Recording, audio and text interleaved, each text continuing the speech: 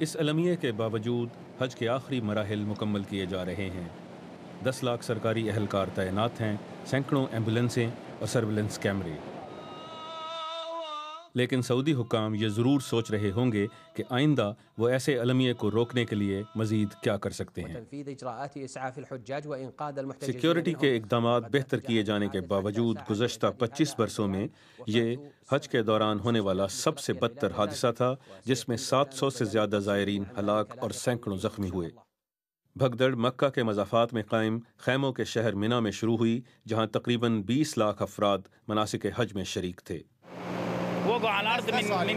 میں نے لوگوں کو زمین پر گرتے دیکھا اور لوگ انہیں پاؤں تلے کچل رہے تھے۔ صورتحال کنٹرول سے باہر تھی۔ سعودی عرب کے شاہ سلمان نے ہلاک اور زخمی ہونے والوں کے اہل خانہ سے تعزیت کی اور حج کے انتظامات کا مکمل جائزہ لینے کا حکم دیا۔